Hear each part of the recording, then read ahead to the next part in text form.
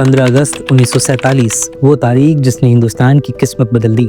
लेकिन इन सुनहरे पलों के पीछे कुछ ऐसी बातें हैं जिसे हम सभी को याद रखने की जरूरत है। आजादी की तारीख बदल सकती थी। बहुत लोग नहीं जानते कि भारत की आजादी की तारीख 15 अगस्त तय होने से पहले कई अन्य तारीखों पर चर्चा हुई थी। ब्रिटिश प्रधानमंत्री क्लेमेंट एटली ने 30 जून 1948 तक सत्ता हस्तांतरण की घोषणा की थी, लेकिन लॉर्ड माउंटबेटन ने जल्दी प्रक्रिया पूरी कर 15 अगस्त 1947 तय कर दी, क्योंकि ये तारीख जापान पर मित्र राष्ट्रों की जीत की दूसरी वर्षगांठ थी। भारत का पहला राष्ट्रीय ध्वज पूरी तरह अलग था। 1906 में फहराया गया पहला झंडा हरे, पीले और लाल रंग का था। 8 कमल के फूल थे, साथ में वंदे मातरम लिखा था। आज का तिरंगा 22 जुलाई 1947 को आधिकारिक रूप से अपनाया गया। राष्ट्रीय गान तब तक आधिकारिक नहीं था।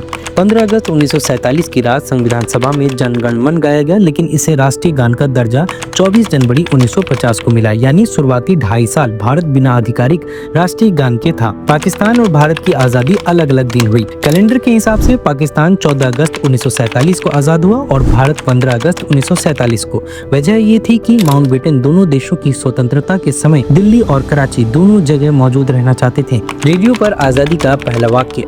भारत के स्वतंत्र होने की आधिकारिक घोषणा EIR के उद्घोषक पूर्णम विश्वनाथ ने की। India is a free country, ये वाक्य आजादी का पहला रेडियो संदेश बना।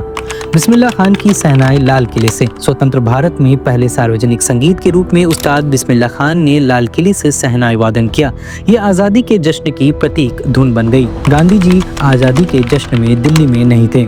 15 अगस्त 1947 को जब पूरा देश जश्न मना रहा था, गांधी जी कोलकाता में हिंदू मुस्लिम दंगों को शांत कराने में लगे थे। उन्होंने कहा, आज मेरी आंखों में आंसू है क्योंकि हिंदुस्तान खून से लाल हो रहा है। दिल्ली में रोशनी, लेकिन गांव अंधेरे में। राजधानी दिल्ली में आजादी की रात बिजली से जगमग थी, लेकिन उस समय देश के अधिकांश गाँवों में बिजली नहीं थी। आजादी का जश्न शहरों तक ही सीमित रहा। स्वतंत्रता दिवस पर डाक टिकट जारी। आजादी के कुछ ही घंटे बाद 15 अगस्त 1947 को भारत ने अपना पहला स्वतंत्र डाक टिकट जारी किया, जिस पर तिरंगा और अशोक स्तंभ अंकित था। आजादी के समय भारत की रियासतें।